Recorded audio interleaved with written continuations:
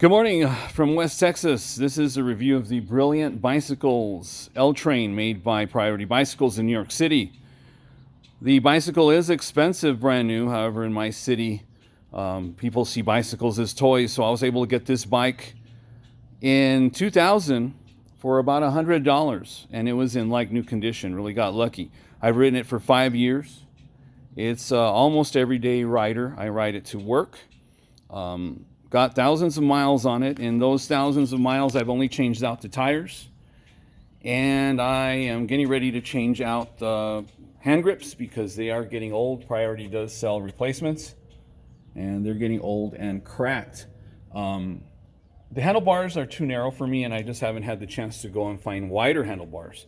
The other thing I switched out were the pedals. The pedals that Priority sends with the bicycle were about $12 pedals, and they lost their ability to spin anymore. Luckily, Walmart sells these Ozark Trail pedals for mountain bikes, real wide stance, plenty of room for your foot, and those are for around $20. A much better pedal. The pedals were making so much noise that I thought something was wrong with the bike. So definitely watch out for the Priority pedals. That's probably the weakest point. The other weak point on this bicycle is the paint job. I have suffered a lot of gashes because Priority went with a real trendy flat paint. However, in them using flat paint, they also chose to use a real thin coat of paint, and that has resulted in a lot of scratches on a bicycle that I take real good care of. And literally, sits untouched outside when I'm at work. It is in the sun, and it has rained on it a few times. I do bring it in at night. However, where there's a few gaps in the frame, I am starting to see some rust buildup around the bolts. That is, I think, due because of the very super thin paint job. The brakes have come out really good. I have replaced the tires because I do ride it a lot. The wheels are very strong. They have stayed true, which I'm impressed with. I'm almost 200 pounds, and these wheels are, although heavy, they are very strong, and that's an important point. I did leave the reflectors on since I do ride to work. I want to be seen. I also put Chinese headlight and I believe it's a Zephyl light from Walmart, tail light to blink. The saddle has come out very good. It sits out in the sun every day. I have a little bit of a crack here in my crack. There's a crack in the saddle, but it's come out good.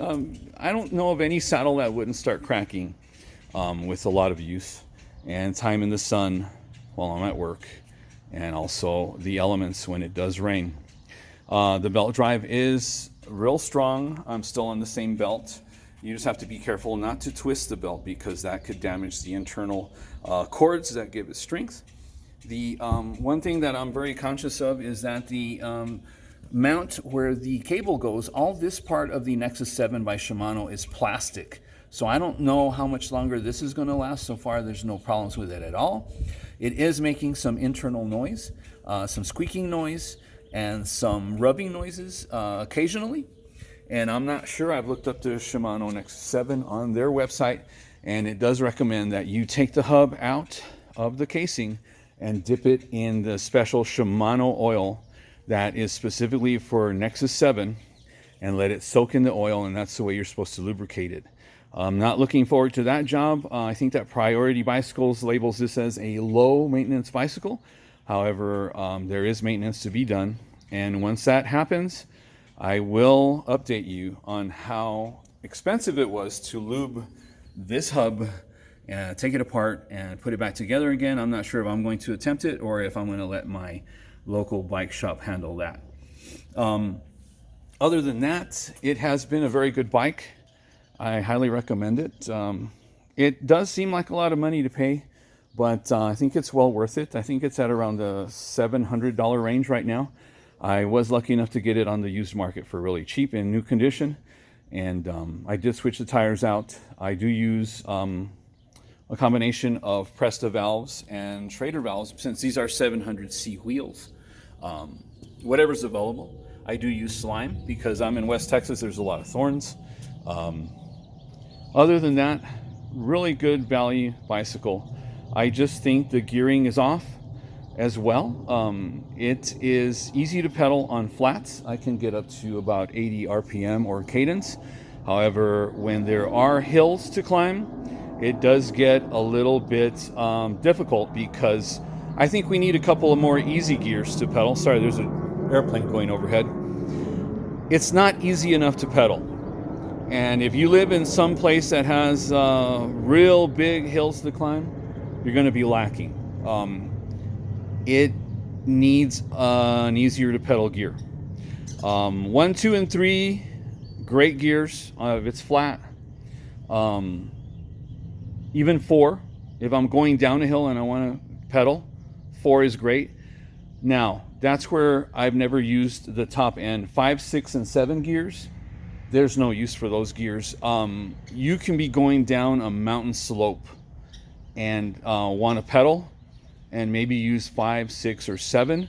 That is some serious speed, and I don't think that this bicycle is stable enough to go that fast.